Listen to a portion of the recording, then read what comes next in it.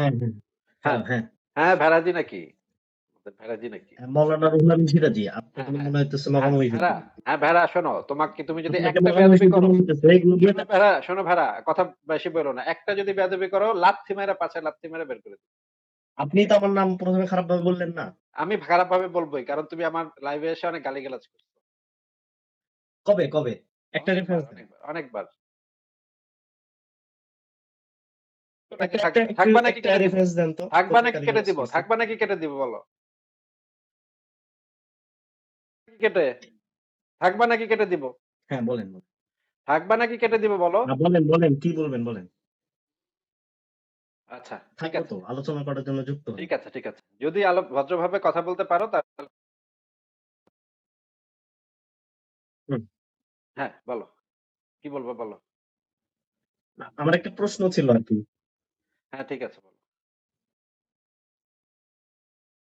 হ্যাঁ, আমার অবিশ্বাস একটা কেতাব হুমায়ুন আজাদ সাহেব লিখছেন। সেই কেতাবের ২০ নম্বর পেজের মধ্যে আমি দেখছি যে দেখাও, পেজটা পৃথিবীটাকে দেখাও। বলা হয়েছে নিরর্থক। পেজটা দেখাও, পেজটা দেখাও। আচ্ছা, আচ্ছা, ওকে, অবশ্যই, অবশ্যই, অবশ্যই, অবশ্যই। ১ মিনিট সময় লাগবে আমার বের করতে। হুম।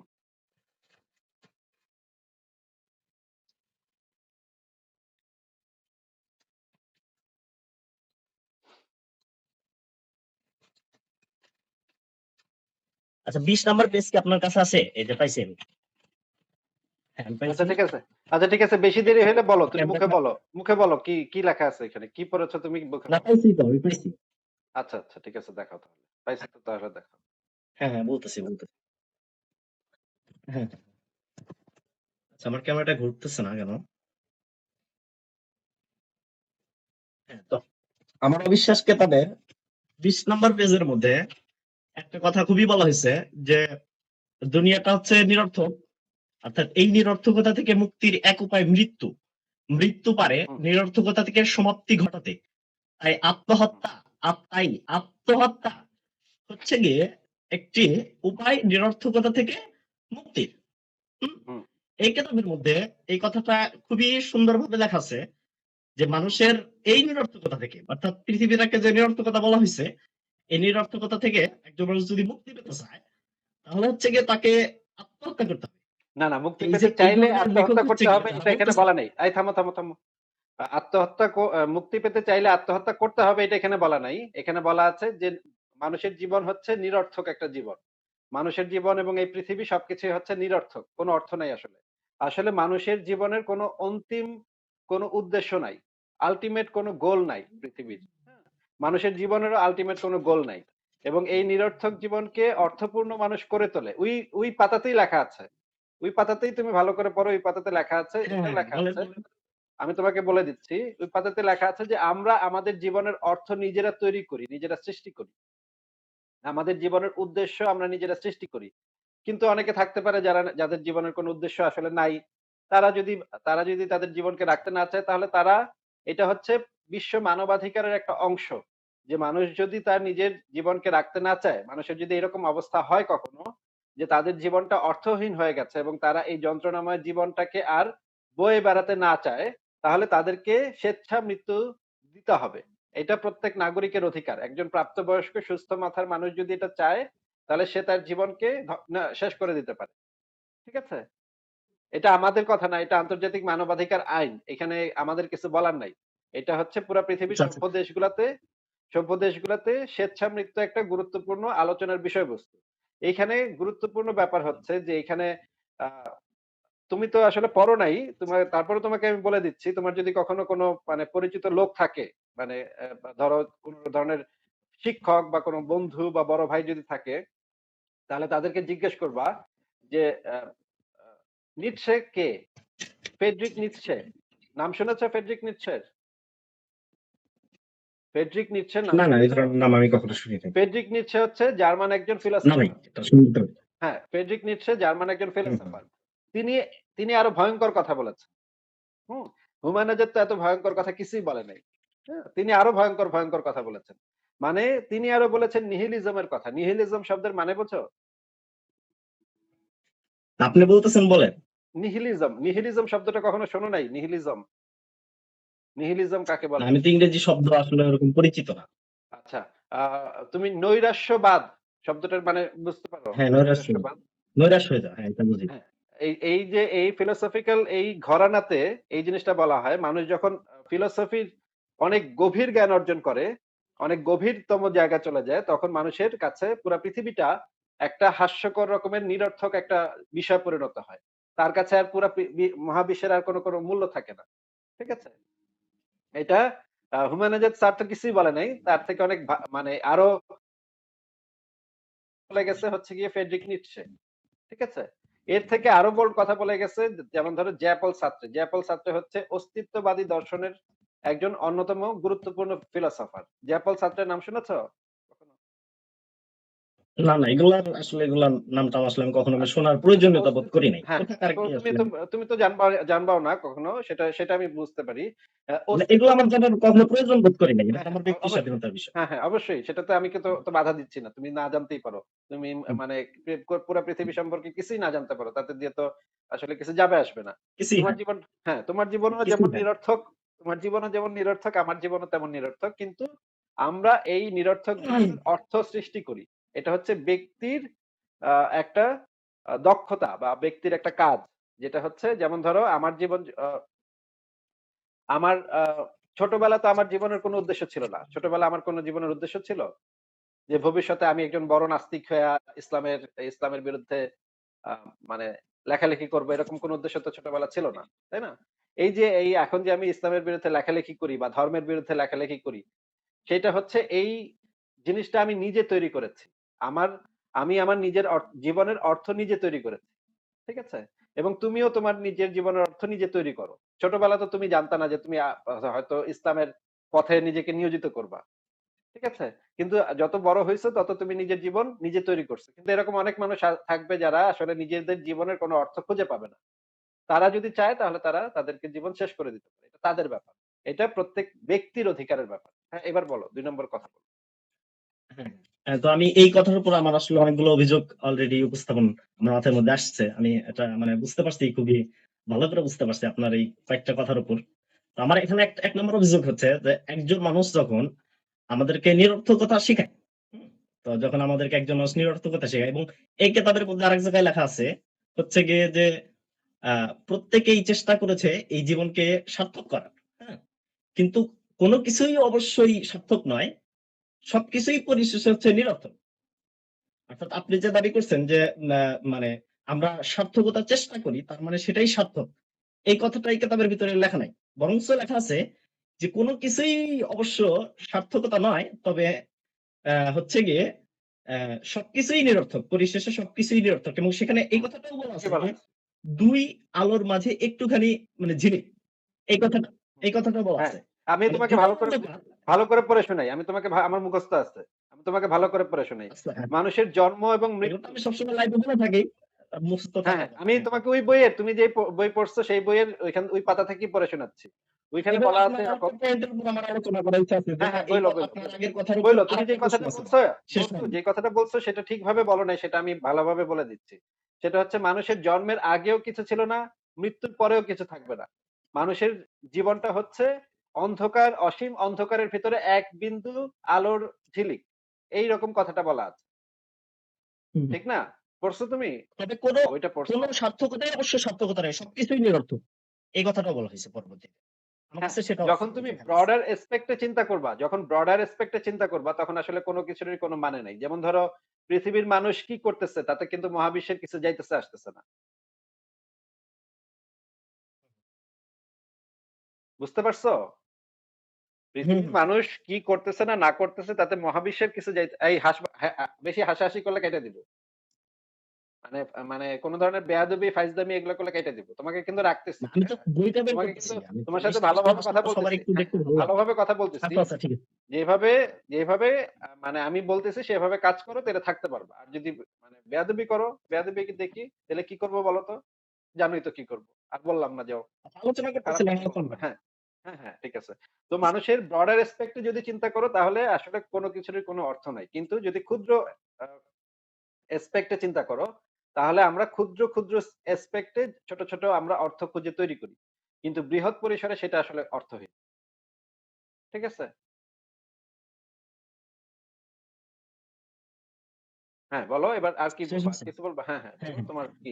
আপনার এই কথাটার উপর হচ্ছে আমরা যেটা বুঝতে পারলাম, খুবই সুন্দরভাবে বুঝতে পারলাম হচ্ছে আমরা সবাই হচ্ছে নিরর্থক, এবং আইনস্টাইন নিরর্থক। তারপরে হচ্ছে মানে সে অনেক কিছুই যে করে রেখে গেছে। তারপরে হচ্ছে ধরেন আমাদের জন্য বিজ্ঞান প্রযুক্তি বা আমরা অনেক কিছুর মাধ্যমে যে উপকার হাসিল করতেছি সবকিছুই নিরর্থক, সেটা হুমায়ুন আজাদ তার কেতাবের আলোকে বলছে, এবং আপনি সেটা স্বীকৃতি প্রদান করলেন। সেটা আমার কাছে হুম। খুবই ভালো লাগলো, এবং এজন্য আপনাকে অসংখ্য ধন্যবাদ। আমি তারপরে হচ্ছে বলেছি আমি আমার কথাটা ভালো আরেকটু ভালোভাবে শুনে নাও। আমার কথাটা হচ্ছে ব্রডার এসপেক্টে শব্দটার মানে বোঝো? ব্রডার এসপেক্টে মানে আচ্ছা না, না, আমি বাংলায় বলে ইংরেজি শব্দটা আচ্ছা, বুঝি আচ্ছা না। বাংলায় বলে দিচ্ছি। আচ্ছা এটা সেটা তো আমারে বলতে হবে তো, তাই না? আমারে বলতে আমি হবে তো যদি ভাই একটা এটা আরবি ধরি তাহলে মানে কিন্তু উচিত। আপনি আরবি সেটাই তো ইস্তেলাহ গুলো ব্যবহার করি, তাহলে আপনি তুমি তো বুঝবেন। আমাকে বলতে পারতা যে ভাই আমি তো এই শব্দটার মানে বুঝতেছি না। আপনি একটু বুঝায় দেন। বাংলাটা একটু বলেন। তাইলে তো আমি বলতাম তোমারে। তাই না? আমি কি না, তোমারে আপনি অপমান মানে করছি? বেশি পরিভাষাগুলো ব্যবহার করেন না, ভাই কারণ আমি আরবি পরিভাষা ব্যবহার করলে আবার আপনি বুঝবেন না। হ্যাঁ, বলেন। আহা আমি তো তোমাকে তো অপমান করি নাই তো যে তুমি ইংরেজি জানো না কেন? তুমি একটা গাধা এটা তো বলি আচ্ছা, নাই আচ্ছা, তোমারে আচ্ছা। আমি। তুমি একটা ছাগল এটা তো বলি নাই হুম, তোমারে হুম, আমি। বলছি? বলি নাই। ইংরেজি না জানতেই পারে একজন মানুষ। এটা সমস্যা না কোনো। আর হুম, তুমি যদি না জানো তখন তুমি আমারে বলবা যে ভাই এই শব্দটার মানেই তো বুঝি নাই। তুমি তো মাথা ঝুকাইলা হুম, এবং হুম। তুমি তো খুব ভান করলা, খুব বিজ্জা ফেলাইছো। তাই না? এটা তো মানে ওই খারাপ স্টুডেন্টের লক্ষণ। তাই না? তুমি যখন একটা কিছু বুঝবা না তখন মাথা ঝুকাইবা না। বিষয় চলে যায়। আপনি বলেন, আলোচনা করতেছিলেন। না, না। এটা হচ্ছে তোমার জন্য একটা উপদেশ যে তোমার যদি শিখতে হয় একটা জিনিস বা বুঝতে হয় একটা জিনিস তাহলে তোমার যেটা করা দরকার সেটা হচ্ছে যেইখানে তুমি না বুঝবা সেখানে বলবা আমি তো আপনি তো বুঝি নাই। মানে এর তাই আগে না? বলছেন উপদেশ দিতে হয় না। মানে উপদেশ দিলে গ্রহণ করবেন না, এরকম একটা কথা। আমি গ্রহণ যে আপনি করি কারো না এখন উপদেশ তুমি গ্রহণ যদি করবেন না। গ্রহণ না করো তাহলে এটা তো তোমার ব্যাপার। আমি গ্রহণ করব না সেটা তো আমার ব্যাপার। আমি কার থেকে আচ্ছা, আচ্ছা, গ্রহণ হ্যাঁ, করব বলেন। উপদেশ? আলোচনা শোনো, শোনো, আলোচনা শুরু করেন। শোনো, আমি কার থেকে উপদেশ গ্রহণ করব সেটার তো একটা মানে মান আছে, তাই না? আমি তো রাস্তাঘাটের মানে ছোট্ট মোল্লার থেকে উপদেশ গ্রহণ করব না। রাস্তাঘাটের এক ছোট্ট মোল্লা এসে আচ্ছা, আমার আচ্ছা, ঠিক যদি আছে, উপদেশ বুঝতে দেয় পারছি, তাই বুঝতে আমি পারছি। গ্রহণ করব। আর তুমিও ডিসাইড আচ্ছা, করবা এটা যে তুমি কার মূল থেকে বিষয় না, গ্রহণ আলোচনা করবা করছি। কি হ্যাঁ, করবা না। হয়তো তুমি নাস্তিকদের থেকে উপদেশ গ্রহণ করবা না। সেটা তুমি বলতে পারো ভাই আমি নাস্তিকদের থেকে উপদেশ নেই না। ঠিক আছে? আমি এতটা এখন তোমাকে মানে হ্যাঁ, হ্যাঁ, সাম্প্রদায়িক না। হ্যাঁ, হ্যাঁ। ঠিক আছে যেই জিনিসটা আমরা বলতেছিলাম সভ্য মানুষ। ব্রডার অ্যাসপেক্ট মানে হচ্ছে বৃহৎ পরিসরে। বৃহৎ পরিসরে যদি চিন্তা করো, ক্ষুদ্র, ক্ষুদ্র পরিসরে চিন্তা করলে ছোট, ছোট জিনিসের ছোট, ছোট অর্থ। কিন্তু বৃহৎ পরিসরে যখন চিন্তা করবা তখন আসলে সবকিছুই অর্থহীন। আচ্ছা, আচ্ছা, হ্যাঁ। হ্যাঁ, এটা এটা একটা খুবই গুরুত্বপূর্ণ কথা বলছেন আপনি, যে বৃহৎ পরিসরে আমরা যারা উন্নত মানের চিন্তাধারা করতে পারি, এবং আমরা সকলে যারা বৃহৎ পরিমাণে উন্নত চিন্তা মানের ভাবনা করতে পারি, চিন্তাধারা তাদের করতে কাছে পারি হচ্ছে না। ভাই, উন্নত মানের চিন্তাধারা করতে পারি না। উন্নত মানের চিন্তা করতে পারি। চিন্তাধারা আবার কিভাবে করে? হ্যাঁ, উন্নত মানের চিন্তা, হ্যাঁ, উন্নত মানের চিন্তা, হ্যাঁ, এটাই বলতেছি। মানে অধিকাংশ মানুষ যখন হয়ে যাবে, তাহলে তো সেটা হচ্ছে গিয়ে উন্নত মানের চিন্তাধারা হয়ে যাবে। এই জন্য ওই ক্ষেত্রে আমি অধিক মানুষের ক্ষেত্রে উন্নত মানের, আচ্ছা, এটা কোনো ব্যাপার না। তো আমি আপনার কথা থেকে যে এই জিনিসটা বুঝতে পারলাম, সেটা খুবই সুন্দরভাবে একটা জিনিস বুঝতে পারলাম, যে আসলে বৃহৎ পরিসরে আমরা যদি মানে বৃহৎ পরিসরে চিন্তা ভাবনা করি, তাহলে আমরা জীবনের কোনো অর্থ খুঁজে পাই না, এবং আমাদের জীবনে কোনো অর্থ নাই। আর এই নিরর্থকতা থেকে মুক্তির একটা মানে খুবই সুন্দর একটা উপায় হচ্ছে আত্মহত্যা। এরপর সে এই কিতাবের ভিতরে এই সে জিনিসটা লিখছে, কিন্তু আবার তাহলে এই কি জিনিসটা আমরা কিন্তু আবারও আত্মহত্যা করব? এই জিনিসটা কিন্তু কয়েকবার বলেছি। তুমি তারপরেও হ্যাঁ, আপনি বলছেন, মানে বুঝতে পারছি। বোঝো নাই মানে বোধহয়। পরে তুমি বুঝতে না, পারছি। না, শোনো হ্যাঁ, একটু থামো। তোমাকে আমি কয়েকবার আচ্ছা, বলেছি আচ্ছা, যে আমরা আমাদের জীবনের অর্থ তৈরি করি। কিন্তু এরকম কিছু মানুষ থাকতে পারে যারা জীবনের অর্থ তৈরি করতে পারে নাই। পারেন। তাই না? তাই না? এরকম থাকতে পারে তো এবং যাদের জীবনের কোনো অর্থ নাই। এরকম থাকতে যেমন পারে। ধরো তোমাকে উদাহরণ দিয়ে কিন্তু বোঝাচ্ছি। আচ্ছা আবার কিন্তু উদাহরণ হুমায়ুন দিয়ে আজাদ যে বোঝাচ্ছি কথাটা শোনো, বলছে, শোনো, যে কথা শোনো। আইনস্টাইন না, নিরর্থক, না, সবকিছুই নিরর্থক, কথা শুনে নাও। এরকম করে অনেকগুলা ক- জিনিস বলছে। কথা আচ্ছা, কথা আচ্ছা, শুনে নাও, কথা শুনে নাও। সেটা সেটা তো আমি বলবো, সেটা তো আমি বলবো। আমি তো বলেছি যে বৃহৎ পরিসরে সমস্ত কিছুই আসলে নিরর্থক। কিন্তু ক্ষুদ্র পরিসরে যদি আমরা কেউ আমাদের জীবনের অর্থ তৈরি করতে না পারি, যেমন ধরো একজন যোদ্ধা যে যুদ্ধক্ষেত্রে আহত হইছে এবং যার ২ টা পা ২ টা হাত উড়ে গেছে এবং সে অসম্ভব রকমের কষ্ট পাচ্ছে।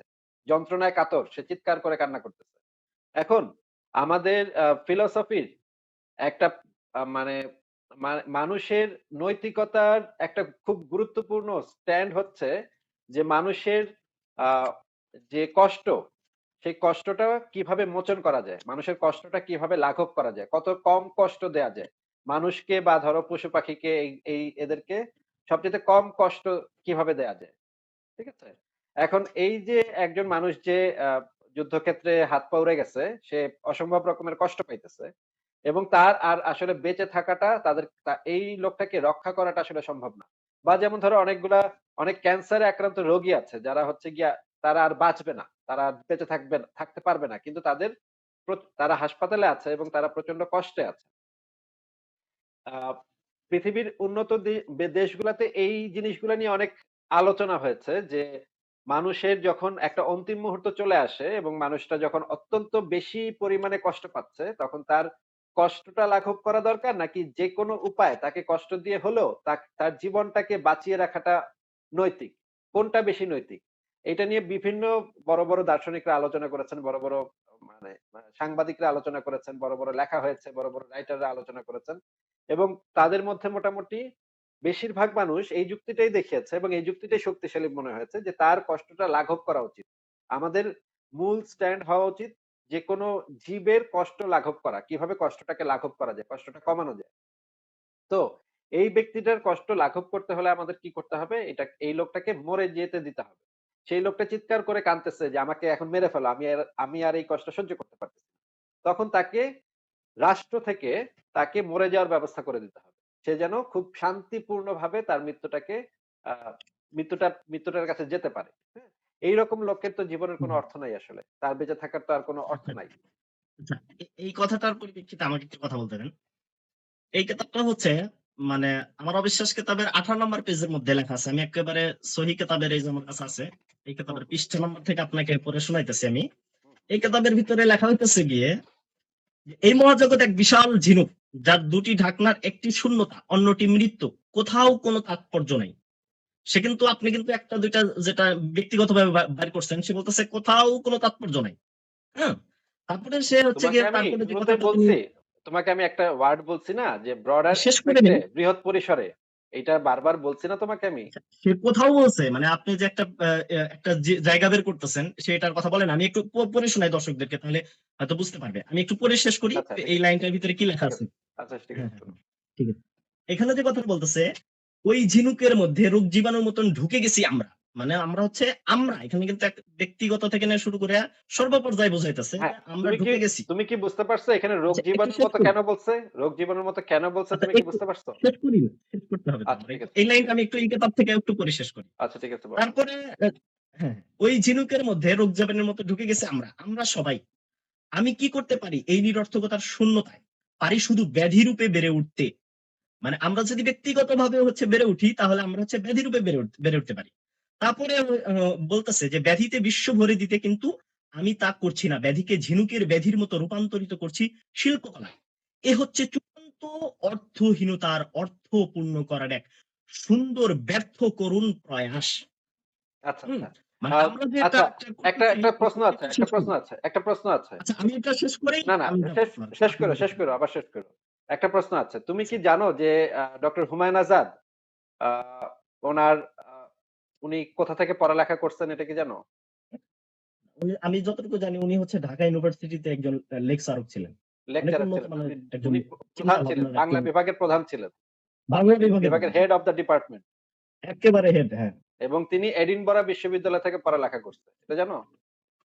হ্যাঁ, না আমি এটা এটা জানো? হুম, না হ্যাঁ, এটা একটু শুনছিলাম। না, না শুনছিলা? বাংলাদেশে নাকি সে বাংলা একাডেমি থেকে ভাষার উপর একটা ইয়া ছিল না। এটা শুনছিলাম। আচ্ছা, উনার তো গোল্ড মেডেল আছে। পৃথিবীর বড়, বড় বিশ্ববিদ্যালয় থেকে উনাকে গোল্ড মেডেল দেওয়া হয়েছে। এটা জানো? হ্যাঁ, হ্যাঁ। না, হ্যাঁ, পেতে পারে। না আমি জানি পেতে না। পারে কি? পেতে পারে কি? তুমি এটা বইটা আমি জানি পড়ছো না, আমি জানো না? জানি না এটা তো বলছি। তুমি এত না, মানে আমি এটা জানি না। হুমায়ুন আজাদের গবেষক হয়ে গেছো তুমি এটা জানো না যে সে কোথায় পড়ছে, কি করছে এটা কিছুই জানো না, না? আমি আসলে তার ব্যক্তি জীবন নিয়ে আমি কখনো মানে এই না, না, ধরনের না। চিন্তা ভাবনা করার চেষ্টা একজন করি না। মানুষের লেখা তার পড়তে গেলে লেখাটা তো আমি তার পড়ছি। সম্পর্কে কিছু তো আইডিয়া থাকতে হয় যে কার লেখা পড়তেছি। আমি যতটুকু জানি সে একজন নাস্তিক ধর্ম ব্যবসায়ী ছিল। এতটুকুই জানি। তাছাড়া নাস্তিক আসলে ধর্ম তার ব্যবসায়ী। সম্পর্কে আর আমি আচ্ছা, কিছু জানি না। শোনো তোমারে আমি বলতেছি শোনো। ডক্টর হুমায়ুন আজাদ হচ্ছেন গোল্ড মেডেল পাওয়া পৃথিবীর বড়, বড় বিশ্ববিদ্যালয় থেকে গোল্ড মেডেল পাওয়া এবং পৃথিবীর বড়, বড় বিশ্ববিদ্যালয়ে তাকে নিয়ে যাওয়া হইতো লেকচারার হিসেবে। সে এখানে গিয়া কয়েক মিনিট বক্তব্য দিত। কয়েক মিনিট বক্তব্য দিলে তাকে প্লেনে করে আসা যাওয়ার ভাড়া দিয়ে দিত। এটা জানো তুমি? না, এটা আমি জানি না। এটা জানো না। আচ্ছা। তুমি এই যে আমি যেই দেশে থাকি জার্মানিতে তাকে প্লেনে করে নিয়ে আসছিল বক্তব্য দেওয়ার জন্য। এটা জানো তুমি? না, আমি জান্নাতুল জার্মান সম্পর্কে আসলে তেমনটা কিছু জানি না। মানে জার্মানি যে একটা দেশ এটা তো জানো? হ্যাঁ, এইটা জানি যে একটা আচ্ছা, দেশ আচ্ছা, আছে। আচ্ছা, আচ্ছা। হ্যাঁ, এটা যে অনেক উন্নত দেশ এটা তো জানো। উন্নত দেশ, অনেক ধনী দেশ, সভ্য মানে দেশ অনেক এগুলো উন্নত তো জানো। মানের চিন্তাধারা। অনেক এই দেশে উন্নত যে মানের। এই দেশে যে জার্মানিতে যে অনেক বড় বড় বিজ্ঞানী জন্ম হয়েছে এটা তো জানো। এই যে আইনস্টাইনের কথা বললা, কোন দেশে জন্ম হয়েছে জানো?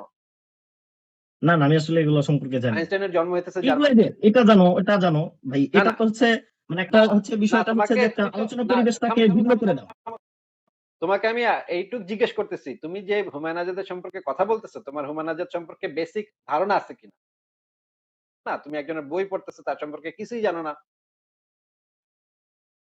একটা কিছু জানো হুমায়ুন আজাদ সম্পর্কে, যে কোনো একটা জিনিস বলতে পারো?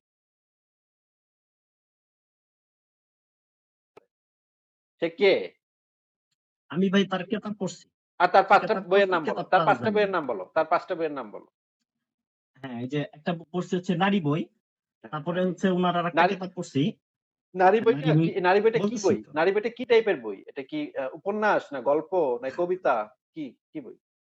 আসলে ভাই ওনার যে কেতাবগুলো আমি এখন পর্যন্ত ওনার তোমাকে আমি কেতাবের যেটা যে জিজ্ঞেস করছি মৌজুআত সেটা বলো। মৌজুদ যেটা জিজ্ঞেস করছি সেটা বলো। একটা আমি এক ওটাই তো ধরনের বলতেছি, বই আছে, এক ওইটাই ধরনের বলতেছি। বই আছে আপনি গল্পের তো আরবি বই। শব্দ বুঝতেছেন না। আরে কথা শোনো, আপনি তো আরবি যে শব্দ ধরো বুঝতেছেন তুমি না। হুমায়ুন আহমেদের বই পড়ছো একটা, হুমায়ুন মানে আহমেদের, আমাকে উত্তরটা দিতে দেন যে আমি ওনার তুমি কয়টা আমার বই কথা পড়ছি একটু প্রশ্নটা বলি। শুনে নাও, প্রশ্ন শুনে নাও আগে। ধরো তুমি একটা আচ্ছা। হুমায়ুন আহমেদের বই পড়ছো একটা, সেই বইটা হচ্ছে একটা গল্প বা সেটা হচ্ছে একটা উপন্যাস, বা ধরো তুমি শক্তি চট্টোপাধ্যায়ের একটা কবিতার বই পড়ছো। আর তোমাকে আমি জিজ্ঞেস করছি, তুমি তো বললা নারী বইটা তুমি পড়ছো।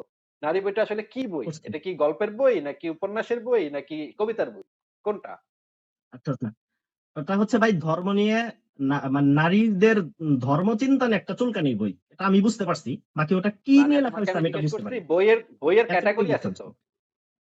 বইয়ের ক্যাটাগরি আছে তো, কোনটা বাট আমি গল্পের এই বই। বইয়ের ক্যাটাগরিটা এটাই বুঝতে পারছি। তুমি কথা বোঝো না কেন? তুমি কথা বোঝো না কেন? মানে সিম্পল কথা বোঝো না? যে একজন একটা বই লেখে, বই লিখলে গল্পের বই লেখে, উপন্যাসের বই লেখে, সাহিত্য, তারপর নাটক, কবিতা। এটা কি, এই যে যেই নারী হুম। বইটা তুমি পড়ছো, এটা কি বই? কি টাইপের, গল্পের বই নাকি আসলে আমি উপন্যাস? আমি এই নারী বইটা পইরা আমি যতটুকু বুঝতে পারছি, আমি আমার বোঝার একটা বিষয় আমি বলতেছি যে নারীদের ধর্ম নিয়ে চুলকানির একটা বই। এটা কি দিয়ে ঠিক লেখা আছে, আমি তোমার আমি তাছাড়া আর কিছু ঠিক আছে, জানি না। তোমার আমি আমি যেটা বলে জানি দিচ্ছি, না তোমাকে আপনাকে আমি বলে বলছি। দিচ্ছি। ঠিক আছে ঠিক আছে ঠিক আছে, বলে দিচ্ছি। এই নারী বইটা হচ্ছে একটা প্রবন্ধ সংকলন। প্রবন্ধ বোঝো? প্রবন্ধের বই। এটা তো বোঝো, হুম, প্রবন্ধ কি বোঝো তো? হুম। প্রবন্ধ বাহ। বলতে মানে বিভিন্ন বিষয়ের উপর এক একটা লেখা আচ্ছা, থাকবে। ঠিক আছে, হ্যাঁ হ্যাঁ ঠিক আছে, দুইটা বইয়ের নাম বলতে পারছো, হুম। এবার বাকি তিনটা বইয়ের নাম বলো। আচ্ছা, আচ্ছা, আমি বলতেছি। আরেকটা হচ্ছে উনার আছে যে আমি কি এমন বাংলাদেশ চেয়েছিলাম, এরকম না, সেম এই টু বইটা সেম তো এটা হবে না, এরকম। আমরা কি এই বাংলাদেশ চেয়েছিলাম? হ্যাঁ, আমরা আমরা কি কি এই এই বাংলাদেশ বাংলাদেশ চেয়েছিলাম, হ্যাঁ চেয়েছি? এটা হ্যাঁ, এই বুঝছি। বইটার কি বই, কিসের বই, গল্পের বই নাকি উপন্যাসের বই? মানে এটাও ওই যে প্রবন্ধর মতোই। আচ্ছা আচ্ছা ঠিক আছে, হ্যাঁ হয়েছে। আচ্ছা, এরপরে আচ্ছা। তার তার কোন আরেকটা গল্পের, বলি। তার কোন উপন্যাস বা গল্প এটা বলতে পারো? মানে আমি আমি আরেকটা বই বই পড়ছিলাম হচ্ছে ধর্ম অনুভূতি। এটা আমি পড়ছি। ধর্মানুভূতির উপকথা, বইটার নাম হচ্ছে ধর্মানুভূতির ধর্ম উপকথা। অনুভূতির উপকথা। হ্যাঁ, হ্যাঁ, এই বইটা কি হ্যাঁ, কিসের হ্যাঁ। বই? এটা এটা এটা কি, আমি একেবারে সহি মোতাবেক পড়ছি। এটা কিসের বই? এটা আমি আসলে তার প্রত্যেকটা বই মানে আমি যতগুলা বই পড়ছি সবগুলার আমি বিষয়বস্তু ভাবছি এটা ধর্ম নিয়ে চুলকানির বই। এটাই বিষয়বস্তু বুঝতে পারছি। তবে সবগুলাই আপনার যে আপনি যে একটা বলতেছেন প্রবন্ধ, প্রবন্ধ আরকি। হ্যাঁ হ্যাঁ, ঠিক আছে। বলেন। আচ্ছা, আর এই যে আচ্ছা, চারটা আপনি হয়েছে, মূল আরেকটা আলোচনার লাস্ট, দিকে ফিরে আসি। লাস্ট একটা, শেষ একটা, শেষ আরেকটা। আচ্ছা, আচ্ছা। আরেকটা হচ্ছে উনার হচ্ছে আরেকটা কি যেন পড়লাম? উম না আরেকটা মনে পড়তেছে না। পড়ছি আচ্ছা, ঠিক আছে বাকি ঠিক মনে আছে, পড়তেছে বুঝলাম। ঠিক আছে, তুমি চারটা বলতে পারছো, এটাই অনেক বেশি। তুমি একজন মাদ্রাসার ছাত্র, তোমার তো চারটা বলতে পারাই অনেক বিরাট ব্যাপার। না। আমি এটা খুবই আমি মনোযোগ খুবই, দিয়ে পড়ছি বইটা। হ্যাঁ আমি খুবই খুশি হয়েছি যে তুমি চারটা বইয়ের নাম বলতে পারছো। এটা তো মানে মারাত্মক ব্যাপার। আমি মানে সেই রকম খুশি একেবারে হয়েছি। হ্যাঁ, সেরকম আমি ব্যাপার। একেবারে হ্যাঁ, এবার সহি মোতাবেক এবার তুমি পরিমাণ তোমার, সহি মোতাবেক দেখাই। এবার তুমি তোমার মানে পয়েন্টে আবার ফেরত আসতে পারো। হ্যাঁ, বলো। হ্যাঁ, হ্যাঁ। এবার হচ্ছে আমি যেটা এখানে অনেক বড় মানে সাহিত্য এর তো সাহিত্য তো বোঝাই অনেক বড় কঠিন। না আমি না, যেটা এটা তো এই সাহিত্যের বই সাহিত্য না তো, থেকে আমি এটা তো সাহিত্যের বই না তো। কোনটার কথা, কোন বইয়ের কথা বলতেছো? মানে ওনার তো একজন সাহিত্যিক মানুষ, তাই না? হ্যাঁ, আমারও বিশ্বাসকে সাহিত্যিক মানুষ, কথা কিন্তু বলতেছি। কিন্তু একটা হচ্ছে ওখানে তো সাহিত্য, সাহিত্য একটা তো নাই। সাহিত্যের বই তো এটা না, এটা তো প্রবন্ধ না। আসলে মানে অনেক আমারও বোঝা বিশ্বাস একটা এখানে প্রবন্ধের অনেক বই বড় না। অনেক কিছুই বোঝা কঠিন আমি দেখতে পারতেছি। হ্যাঁ, অনেক উনি মানে একজন, বোঝা কঠিন এর মধ্যে উনি অনেক একজন, গভীরতা থাকে। হ্যাঁ, ডক্টর হুমায়ুন আজাদ হচ্ছেন বাংলাদেশের সবচেয়ে বড় বড় পুরস্কার। বড় বড় পুরস্কার গুলা কি কি বলতে পারো? বাংলাদেশের সবচেয়ে সেরা পুরস্কার গুলা কি কি? না ভাই, আমি কি পারি বাংলা না পারি একাডেমি এটা আসলে পুরস্কার, ঠিক না। আমি বাংলা একাডেমি বাংলা একাডেমি পুরস্কার, পুরস্কার হ্যাঁ অনেক হ্যাঁ, অনেক পুরস্কার পাইছে সে। 21শে পুরস্কার, 21শে পুরস্কার। আমার মনে হয় আপনি যেভাবে তার মানে বলতেছেন হচ্ছে, বাংলাদেশের সব পুরস্কারই সে পাইছে। আমি তো জানি মানে না আসলে। তিনি হচ্ছেন বাংলাদেশের টপ লোক। সবচাইতে জ্ঞানী লোকদের ভিতরে একজন। তাই না? নয়তো আচ্ছা বাংলাদেশ উনি সরকার তারে উনি যেটা লিখছে আমি যেটা না, বুঝতে না, পারছি বাংলাদেশ সরকার তো শোনো, তোমারে তো বাংলাদেশ সরকার কোনদিন বাংলা একাডেমি পুরস্কারের বাংলা একাডেমির কাছেই যাইতে দিবে না। বাংলা একাডেমির গেট দিয়ে ঢুকতে পারবে না সে। বাংলা একাডেমির কাছেই তো আমি যাব না কোনদিন। হ্যাঁ, হ্যাঁ। তো যদি তোমার নাই যাই শোনো, আমাকে নিবে দিবা। তোমার মাদ্রাসার যে প্রধান শিক্ষক আছে সেও কোনদিন বাংলা একাডেমির গেট পার হইতে পারবে না। আমার সেই বাংলা মাদ্রাসার শিক্ষক একাডেমি বাংলা একাডেমির বারান্দায় যাবে না আচ্ছা কখনো। কথা শুনে নাও। তো জীবনেও তো আমি আসি না। এই তোমার যে মাদ্রাসার যে প্রধান শিক্ষক সেও কোনোদিন বাংলা একাডেমির গেট পার হইতে পারবে না। সেই বাংলা একাডেমি তাকে বিশেষ সম্মানিত করছে এবং সেই ২১ পদকও সে পাইছে। তার মানে হচ্ছে সে হচ্ছে বাংলাদেশের টপ শিক্ষক। মানে মানে সবচেয়ে আমার বড় শিক্ষক শিক্ষকদের একজন। আমার শিক্ষক হলো যেই কাজগুলো করে সেটা হুমায়ুন আজাদ তার বারান্দা কেন বারান্দা যাইতে তার হচ্ছে খুবই ভয় লাগবে ওই কিতাবগুলো পড়তে। কারণ তোমার শিক্ষক আমাদের কয়টা যে পুরস্কার পেয়েছে? তোমার শিক্ষক কয়টা পুরস্কার পেয়েছে? বাংলাদেশ সরকার থেকে কোনো পুরস্কার পেয়েছে তোমার ভাই শিক্ষক? ভাই বাংলাদেশ সরকারের সাথে তো আমরা যুক্তই হলাম কিছুদিন কোনো হলো। কোনো কোনো আমাদের কোনো বিদেশি বিশ্ববিদ্যালয় তাকে মানে গোল্ড মেডেল দিচ্ছে তোমার শিক্ষককে? ভাই আমি তো বলতেছি যে আমাদের দেশের শিক্ষা ব্যবস্থা কওমি মাদ্রাসার যে শিক্ষা ব্যবস্থা না, না, সেটা আমি তো ভাই আ যুক্তই হয়েছে দুই আমা দিন হলো সরকারের না, না, না, আন্ডারে। আমার প্রশ্নটা ভালোভাবে বুঝে নাও। বুঝতে পারলাম। তুমি যে তোমার শিক্ষকের সাথে কম্পেয়ারটা করলা, তোমার শিক্ষক তো তার মানে আমি বুঝলাম যে তোমার শিক্ষক কখনো বাংলা একাডেমির গেট দিয়ে ঢুকতে পারে নাই। ২১ এ পদক পাওয়া তো মানে অনেক দূরের আমি কথা এটা পাওয়া। বুঝতে পারলাম যে আমার ওস্তাদ যে একটু জায়গায় পড়ছে হুমায়ুন আজাদ করছে তার কথাটা বারান্দায় শেষ করি। কোনদিন যেতে পারে না। কথাটা শেষ করি। তারপরে ধরো একটা বিদেশি বিশ্ববিদ্যালয়, ধরো ইংল্যান্ড, তারপরে জার্মানি এই সমস্ত দেশে যে বড়, বড় বিশ্ববিদ্যালয়গুলো আছে, সেগুলার গেট দিয়ে কখনো ঢুকতে পারছে তোমার শিক্ষক? মানে আমি ওই দেশে কখনো ভিসা পাইছে? ওই দেশে কখনো পারে যাইতে নাই পারে নাই কারণ সেটাতে কখনো যাওয়ার চেষ্টাও করে নাই। কিন্তু হুমায়ুন আজাদ হচ্ছে গিয়ে দারুল উলুম দেওবন্দের বারান্দায় তো কখনো সে যাইতে পারছে কিনা বা যাইতে পারবে কিনা মরা মানুষও যদি উঠে আসে তাও হচ্ছে গিয়ে কখনো মানে গোল্ড মেডেল পাওয়ার আশঙ্কা আছে কিনা দারুল উলুম দেওবন্দে সেটা অবশ্য এটা ভাই ঠিক তার বলছো। পক্ষে এটা কখনোই ঠিক সম্ভব বলছো। না। এটা ঠিক বলছো যে তোমাদের কওমি মাদ্রাসার ওইখানে তো মানে একজন শিক্ষিত মানুষের ঘোরাফেরা করা বিপজ্জনক। কখন তোমরা চাপাতি নিয়ে আল্লাহু আকবার বলে লাফ মেরা মানে গলাটা ফালায়া দাও। এইগুলা এটা এইগুলা ঠিক। আর চলে না এটা বুঝলেন ঠিক। না এইগুলা বলে এটা ঠিক যে আমরা এগুলো কখনো চলে না। এখানে এটা ঠিক বলছো যে আমরা কখনো এখানে পেশাব করতে যাই না। কারণ হচ্ছে এখানে জঙ্গিরা থাকে তো। এখানে মানে চাপাতি নিয়ে দৌড়াদৌড়ি করে। হাসলে তো সমস্যা একটু ফাঁকে যা হাসতেছি। হ্যাঁ, ঠিক আছে। আচ্ছা তুমি তোমার পয়েন্টে আসো এবার বলো আচ্ছা, আমাকে। তোমার পয়েন্ট পয়েন্টটা আসি বলো। পয়েন্ট আসি। আচ্ছা আমরা কি এই নিরর্থকতার উপরে আলোচনা করবো নাকি আমরা ভিন্ন আরেকটা টপিককে ধরতে পারি? মোটামুটি একটা আলোচনা হয়। তোমারে আমি উত্তর দিছি। নিরর্থকতা বলতে আসলে কি বোঝাচ্ছে ব্রডার রেসপেক্টে আচ্ছা বুঝতে পারছি তাহলে সবকিছুই ঠিক হচ্ছে আছে। নিরর্থক এবং আমি একটা বিবাহ ক্ষুদ্র সম্পর্কে রেসপেক্টে বিবাহ সম্পর্কে ক্ষুদ্র হ্যাঁ, পরিসরে আমরা জীবনের অর্থ তৈরি করি। হ্যাঁ, এবার বলো। দ্বিতীয় আর আমি দ্বিতীয় এটার কথা উপর বলো। একটা দাবি পেশ করছিলাম যে হচ্ছে পারি শুধু ব্যাধি রূপে বেড়ে উঠতে ব্যাধিতে ও বৃক্ষ আচ্ছা, ভরে দিতে কিন্তু ঠিক আছে। আমি হ্যাঁ, তা এটা এটা করছি না। এটা এটা বুঝাই এটা ঝিনুকের বুঝাই বিধি তো দিচ্ছি। রূপান্তরিত করছে মানে সে একেবারে হ্যাঁ। সবকিছুকে বলছে আচ্ছা এটা টপিকটা আমরা বাদ দিই এটা কোনো একটা না, না, না, এটা বাদ দেয়া যাবে না তো। এটা তো বুঝাই আমি দিচ্ছি। যেটা মূল যে বিষয়টা যেটা আমি তোমাকে বুঝাই দিই। তোমাকে বুঝাই দিচ্ছি। আচ্ছা তোমাকে বুঝাই ওটা তো আমরা আলোচনা শেষ করছি না, ব্যাধিটা তো শেষ হয়নি তো। ব্যাধি কেন বলছে এটা কি তুমি বুঝছো? মানুষকে কেন ব্যাধি বলছে তুমি বুঝছো? আচ্ছা মানুষ আচ্ছা কেন ব্যাধি বলছে এটা আমরা একটা স্টেপে আলোচনা করবো পরবর্তী